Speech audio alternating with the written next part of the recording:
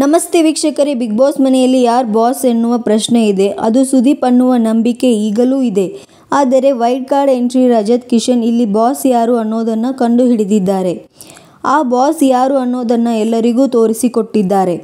ಆದರೆ ಆ ಬಾಸ್ ಅದ್ಯಾಕೋ ಅದನ್ನು ಸ್ವೀಕರಿಸುತ್ತಲೇ ಇಲ್ಲ. ಹಾಗಿದ್ದರೂ ಕೂಡ ರಜತ್ ಹಾಗೆ ಕರೆಯೋದನ್ನು ಬಿಡುತ್ತಿಲ್ಲ.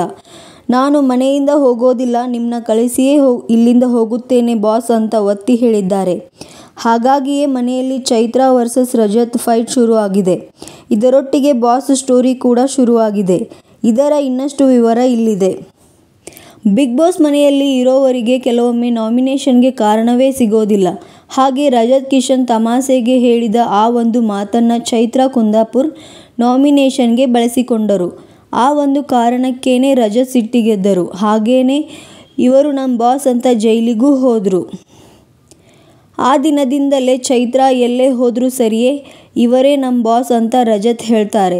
ಇದನ್ನು ಕೇಳಿ ಹೈರಾಣಾಗಿರೋ ಚೈತ್ರ ಕುಂದಾಪುರ್ ಈ ಒಂದು ಬಾಸ್ ಅನ್ನುವ ವಿಷಯವನ್ನು ಸೀರಿಯಸ್ ಆಗಿ ತೆಗೆದುಕೊಂಡು ನಾಮಿನೇಷನ್ಗೆ ಸಜ್ಜಾಗಿದ್ದಾರೆ. ದೊಡ್ಡ ಮನೆಯಲ್ಲಿ ನಾಮಿನೇಷನ್ ಪ್ರಕ್ರಿಯೆ ಶುರುವಾಗಿದೆ. ಎಲ್ಲರೂ ತಮ್ಮದೇ ರೀತಿಯಲ್ಲಿ ನಾಮಿನೇಷನ್ಗೆ ಕಾರಣಗಳನ್ನು ಕೊಡುತ್ತಿದ್ದಾರೆ. ಆದರೆ ಚೈತ್ರ ಕುಂದಾಪುರ್ ಅಂತೂ ರಜತ್ ವಿರುದ್ಧ ಟೊಂಕ ಕಟ್ಟಿ ನಿಂತಂತಿದೆ. ಹಾಗೆಯೇ ರಜತ್ ಅವರನ್ನು ನಾಮಿನೇಟ್ ಮಾಡೋ ವಿಚಾರ ಬಂದಾಗ ಬಾಸ್ ಪದ ಬಳಕೆಯನ್ನೇ ಅಸ್ತ್ರವಾಗಿಸಿಕೊಂಡಿದ್ದಾರೆ. ಆದರೆ ಇದನ್ನು ರಜತ್ ಒಪ್ಪಿಕೊಂಡಿಲ್ಲ. ಅದನ್ನು ಅಷ್ಟೇ ಕಾಮಿಡಿ ಮಾಡಿ ಬಿಟ್ಟಿದ್ದಾರೆ. ಬಾಸ್, ನೀವು ಈ ವಿಚಾರಕ್ಕೆ ನನ್ನ ನಾಮಿನೇಟ್ ಮಾಡಿದ್ರೂ ಸರಿಯೇ, ಆಗಲೂ ನಾನು ನಿಮ್ಮನ್ನು ಬಾಸ್ ಅಂತಲೇ ಕರೆಯುತ್ತೇನೆ ಅಂತಲೇ ಚುಚ್ಚಿದ್ದಾರೆ. ಆದರೆ ಸೀರಿಯಸ್ ಆಗಿಯೇ ತೆಗೆದುಕೊಂಡ ಚೈತ್ರ ಕುಂದಾಪುರ್ ಮತ್ತೆ ಮಾತನಾಡಿದ್ದಾರೆ. ಬಾಸ್, ನಾನು ಈ ಮನೆಯಿಂದ ಈಗಲೇ ಹೋಗುವುದಿಲ್ಲ.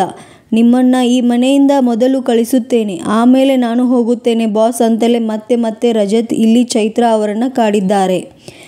ಕಾಡುವ ಮೂಲಕ ಮನೆಯ ಇತರರು ನಕ್ಕು ನಲಿಯುವಂತೆ ಮಾಡಿದ್ದಾರೆ.